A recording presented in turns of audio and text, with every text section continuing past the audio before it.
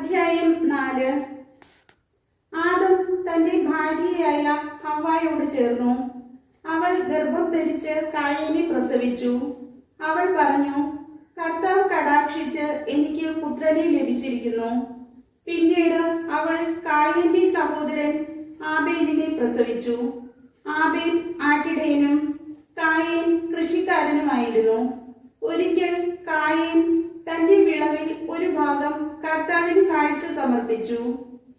ആബേൽ തന്റെ ആട്ടിൻകൂട്ടത്തിലെ കടിഞ്ഞൂൽ കുഞ്ഞുങ്ങളെ എടുത്ത് അവയുടെ കൊഴുപ്പുള്ള ഭാഗങ്ങൾ അവിടത്തേക്ക് കാഴ്ചവെച്ചു. ആബേലിലും അവന്റെ കാഴ്ച വസ്തുക്കളിലും അവിടുന്ന് പ്രസാദിച്ചു. എന്നാൽ കായീനിലും അവന്റെ കാഴ്ച വസ്തുക്കളിലും അവിടുന്ന് പ്രസാദിച്ചില്ല. ഇത് കായീനെ അത്യധികം കോപിപ്പിച്ചു. അവന്റെ മുഖം കറുത്തു. കർത്താവ് കായീനോട് ചോദിച്ചു, നീ കോപിച്ചിരിക്കുന്നത് എന്തുകൊണ്ട്? നിന്റെ മുഖം വാടിയിരിക്കുന്നത് എന്തുകൊണ്ട്? ഉചിതമായി പ്രവർത്തിച്ചാൽ നീയും സ്വീകാര്യനാവുകയില്ലേ? നല്ലത് ചെയ്യുന്നില്ലെങ്കിൽ പാപം വാതിൽക്കൽ തന്നെ പതിയിരിപ്പുണ്ടെന്ന് ഓർക്കണം. അത് നിന്നിൽ താല്പര്യം വെച്ചിരിക്കുന്നു. നീ അതിനെ കീഴടക്കണം. ഒരു ദിവസം കായീൻ തന്റെ സഹോദരൻ ആബേലിനോട് പറഞ്ഞു, നമുക്ക് വയലിലേക്ക് പോകാം. അവർ വയലിലായിരിക്കെ കായീൻ ആബേലിനോട് കയർത്ത് അവനെ കൊന്നു. കർത്താവ് കായീനോട് ചോദിച്ചു, നിന്റെ സഹോദരൻ ആബേൽ എവിടെ? അവൻ പറഞ്ഞു, എനിക്കറിഞ്ഞുകൂടാ. സഹോദരന്റെ കാവൽക്കാരനാണോ ഞാൻ? എന്നാൽ കർത്താവ് പറഞ്ഞു, നീ എന്താണ് ചെയ്തത്? നിന്റെ സഹോദരന്റെ രക്തം മണ്ണിൽ നിന്ന് എന്നെ വിളിച്ച് കരയുന്നു. നിന്റെ കയ്യിൽ നിന്ന് നിന്റെ സഹോദരന്റെ രക്തം കുടിക്കാൻ വായ് പിളർന്ന ഭൂമിയിൽ നീ ശപിക്കപ്പെട്ടവനായിരിക്കും. കൃഷി ചെയ്യുമ്പോൾ മണ്ണ് നിനക്ക് ഫലം തരികയില്ല. നീ ഭൂമിയിൽ അലഞ്ഞു തിരിയുന്നവനായിരിക്കും. കായീൻ കർത്താവിനോട് പറഞ്ഞു, എനിക്ക് വഹിക്കാവുന്നതിലും വലുതാണ് ഈ ശിക്ഷ.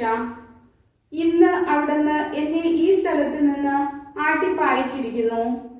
അവിടുത്തെ സന്നിധിയിൽ നിന്ന് ഞാൻ ഒളിച്ചു നടക്കണം. ഞാൻ ഭൂമിയിൽ ഉഴലുന്നവനായിരിക്കും. കാണുന്നവരെല്ലാം എന്നെ കൊല്ലാൻ നോക്കും. കർത്താവ് പറഞ്ഞു, ഒരിക്കലുമില്ല. കായീനെ കൊല്ലുന്നവന്റെ മേൽ 7 ഇരട്ടിയായി ഞാൻ പ്രതികാരം ചെയ്യും.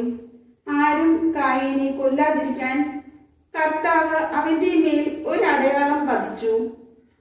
കായീൻ കർത്താവിന്റെ സന്നിധി വിട്ട് ഏദന് കിഴക്ക് നോദ് ദേശത്ത് വാസമുറപ്പിച്ചു. കായീന്റെ സന്താന പരമ്പര. കായീൻ തന്റെ ഭാര്യയുമായി ചേർന്നു. അവൾ ഗർഭം ധരിച്ച് ഹെനോക്കിനെ പ്രസവിച്ചു. കായീൻ ഒരു നഗരം പണിതു. തന്റെ പുത്രനായ ഹെനോക്കിന്റെ പേര് അതിന് നൽകി. ഹെനോക്കിന് ഈരാദും ഈരാദിന് മെഹുയായേലും ജനിച്ചു. മെഹുയായേലിന് മെതുശായേലും മെതുശായേലിന് ലാമെക്കും ജനിച്ചു. ലാമെക്കിന് 2 ഭാര്യമാരുണ്ടായിരുന്നു, ആദായും സില്ലായും. ആദായുടെ മകനായിരുന്നു യാബാൽ. കൂടാരവാസികളുടെയും അജപാലകരുടെയും പിതാവായിരുന്നു അവൻ. അവന്റെ സഹോദരന്റെ പേര് യൂബാൽ. കിന്നരവും വേണുവും വായിക്കുന്നവരുടെ പിതാവായിരുന്നു അവൻ. സില്ലായ്ക്കും ഒരു പുത്രനുണ്ടായി, തുബൽക്കയീൻ. ചെമ്പുപണിക്കാരുടെയും ഇരുമ്പുപണിക്കാരുടെയും പിതാവായിരുന്നു അവൻ. തുബൽക്കയീന് നാമ എന്നൊരു സഹോദരി ഉണ്ടായിരുന്നു. ലാമെക്ക് തന്റെ ഭാര്യമാരോട് പറഞ്ഞു, ആദായെ സില്ലായെ, ഞാൻ പറയുന്നത് കേൾക്കുവിൻ. ലാമെക്കിന്റെ ഭാര്യമാരെ, എനിക്ക് ചെവി തരുവിൻ. എന്നെ മുറിപ്പെടുത്തിയ ഒരുവനെയും എന്നെ അടിച്ച ഒരു ചെറുപ്പക്കാരനെയും ഞാൻ കൊന്നുകളഞ്ഞു. കായീന്റെ പ്രതികാരം 7 ഇരട്ടിയെങ്കിൽ ലാമെക്കിന്റേത് 70 ഇരട്ടിയായിരിക്കും. ആദം വീണ്ടും തന്റെ ഭാര്യയോട് ചേർന്നു. അവൾ ഒരു പുത്രനെ പ്രസവിച്ചു. സേത്ത് എന്ന് അവന് പേരിട്ടു. കാരണം കായീൻ കൊന്ന ആബേലിനു പകരം എനിക്ക് ദൈവം തന്നതാണ് അവൻ എന്ന് അവൾ പറഞ്ഞു. സേത്തിനും ഒരു പുത്രൻ ജനിച്ചു.